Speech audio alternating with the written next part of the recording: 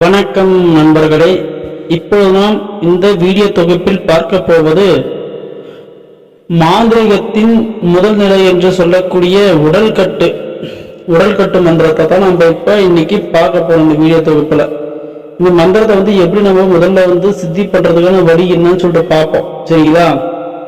முதல்ல விநாயகரோட மந்திரத்தை 10,008 வாட்டிக்கு மேல 10,008 உருக்கள் மேல நம்ம சொல்லி ஜபிச்சு வச்சுக்கிட்டு விநாயகரோட சித்து நம்மளுக்கு கிடைச்சதுக்கு அப்புறம் இப்ப நான் போட்டிருக்கோம் பாரு, மகாகணபதி யந்திரம், நிறுத்த கணபதி, அர்க்க கணபதி, சித்தி கணபதி, இந்த மாதிரி போட்டிருக்கோம் பாருங்க வீடியோ. இந்த வீடியோட வரக்கூடிய மந்திரங்கள் எதுவும் உங்களுக்கு பிடிச்சிருந்தாலும் அந்த மந்திரத்தை எடுத்து ஜபிச்சு வச்சுக்கிட்டு 10,008 உருக்கள் போட்டுட்டு நீங்க அடுத்த மந்திரத்தை ஜபிக்கிறதுக்கு ஆரம்பிங்க.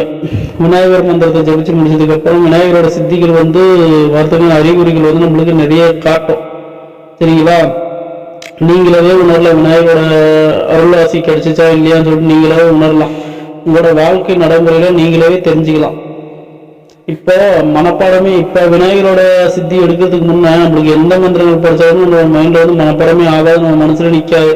ஆனா விநாயகரோட சித்தி எடுத்து முடிச்சதுக்கு அப்புறம் நம்ம எந்த மந்திரத்தை, எவ்வளவு பெரிய மந்திரத்தை நம்ம எடுத்தாலும் அந்த மந்திரம் நம்மளுக்கு சரளம் ஒரு 2-3 வாட்டி படிச்சாலும் நம்மளுக்கு நம்ம நாவல் சரளமா ஓடக்கூடிய தன்மை ஏற்பட்டுரும். நம்ம அதை 108 வாட்டி சொல்லி நம்ம மனப்பாடம் பண்ணணும், படிச்சுக்கிட்டே இருக்கணுன்ற அவசியமே ஏற்படாது.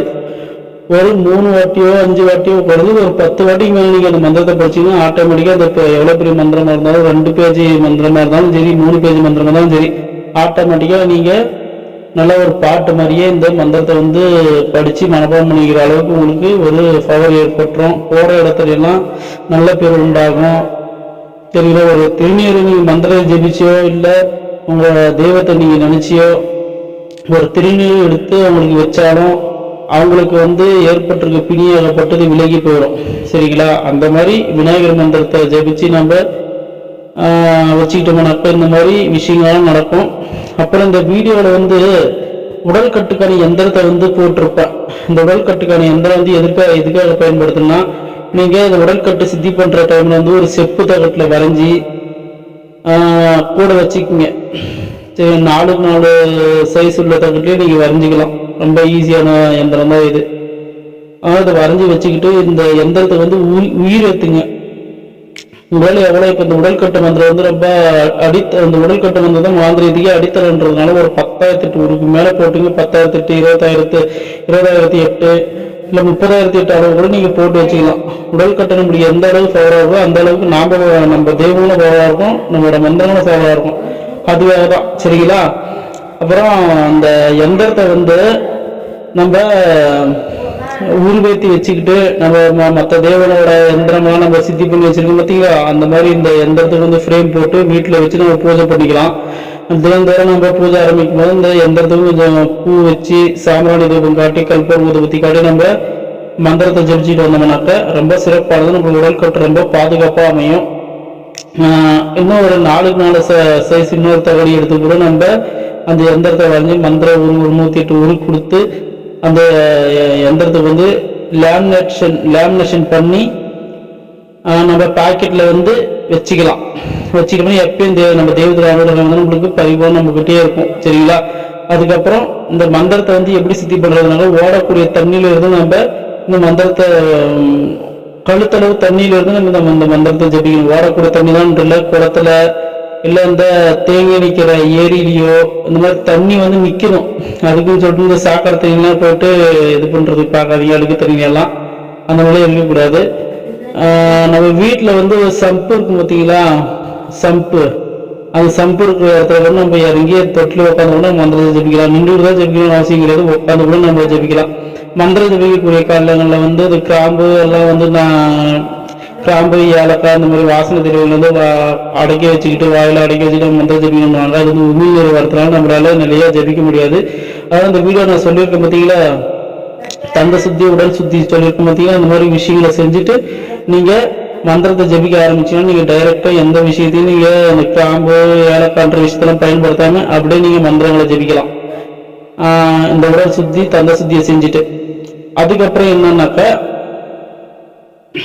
இந்த மாதிரி தண்ணி நின்று நம்ம ஜபிச்சுக்கிட்டோம்னாக்க இந்த மந்திரம் நல்லா சித்தி ஆயிடும்.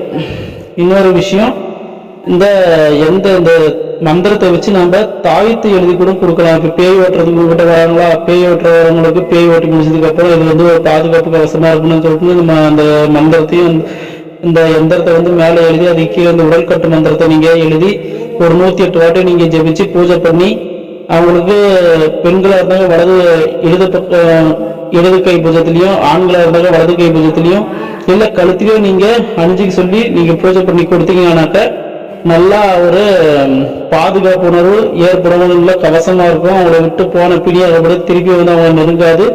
அப்படி இல்லை தாயத்து கொடுக்க முடியாத பட்சத்துக்கு ஒரு கொஞ்சம் கூட விபூதி எடுத்துக்கங்க. விபூதியை வந்து கொஞ்சம் தாமிரத்தோட பரப்பிக்குங்க. இந்த நம்ம வீடியோ கொடுத்துருக்க எந்திரத்தை வந்து அந்த விபூதியில் வரைஞ்சி ஒரு 108 உருக்கள் இந்த விபூதிக்கு வந்து கொடுத்து அந்த விபூதியை வந்து கற்பூரத்தை பற்றி காட்டி பூஜை பண்ணி அவங்களுக்கு அள்ளி கொடுத்து அனுப்புங்க. கொடுத்தனுப்பு டெய்லிக்கும் வெத்திலி இட்டுக்கிட்டு வர சொல்லுங்க. அவங்களுக்கு எந்த ஒரு பிரச்சனையும் இல்லாமல் இந்த நைட்டில் வந்து துள்ளி விடுறக்கூடிய விஷயம், பெணாத்தக்கூடிய விஷயம், பயந்து அழுகக்கூடிய விஷயம், இந்த குழந்தைக்கு வந்து அடிக்கடி பேதி ஆகிட்டே இருக்கும், அழுந்துக்கிட்டே இருக்கும், யூரின் போகாமல் இருக்கும், எதை பார்த்து திரும்புதுன்னு சொல்லி பயந்து போகணும். அந்த மாதிரி விஷயங்கள் இந்த உடல் கட்டு மந்திரத்தை வச்சு நம்ம சரி பண்ணலாம். அதுக்கப்புறம் அவங்க இந்த மந்திரம் வந்து சித்தியை வச்சுன்னு சொல்லிட்டு பார்க்கறதுக்கு உங்களுக்கு நீங்களே டெஸ்ட் பண்ணி பார்த்துக்கிங்க. நைட்டில் தூங்கும் போது வந்து பேய் அடிச்சிருச்சு, இன்னைக்கு இந்த மாதிரி கனவு வந்துச்சு, நான் இந்த மாதிரி பேய் அடிச்சிருச்சுன்னா சொல்றேன் பார்த்தீங்களா, அந்த மாதிரி பேய் இருக்கிற மாதிரி ஒரு உணவு எது எல்லாரோட வாழ்விலும் இந்த உணர்வு ஏற்பட்டிருக்கும். என்னோட லைஃப்ல கூட ஏற்பட்டிருக்கு. அந்த மந்திரத்தை சொல்லி தான் நான் அது வந்து விடுபட்டிருக்கேன். சித்தி பண்ண அந்த உடல் கட்டு மந்திரத்தை ஒரு 4 சொல்லு மட்டும் சொல்லுங்க, ஆட்டோமேட்டிக்காக உங்க மேலே வேற ஏஞ்சி ஓடுற மாதிரி ஒரு உணர்வு ஏற்படும். அந்த மாதிரி இந்த உடல் கட்டு மந்திரத்துக்கு பவர் உண்டு. உங்க மேல இருக்கக்கூடிய தீய சக்தி வந்து விலகக்கூடிய அளவுக்கு இந்த உடல் கட்டுக்கு வந்து சக்தி உண்டு. சரிங்களா? இப்போ வந்து அதிகமான நேரம் ஆயிடுச்சு. ஏன்னா இப்போ ரொம்ப நாள் பேசிட்டேன், ரொம்ப போர் அடிக்கும் உங்களுக்கு. சரி, நான் டைரெக்டா மந்திரத்துக்கு போயிடுறேன். அந்த எந்திரம் வந்து ஸ்கிரீன்ல காட்டியிருக்கேன் பாருங்க. இந்த எந்திரம் எப்படி காட்டியிருக்கோ அந்த மாதிரி வரைஞ்சிக்கங்க. வரைஞ்சிக்கிட்டு இந்த மந்திரத்தை வந்து பார்ப்போம். சரிங்களா?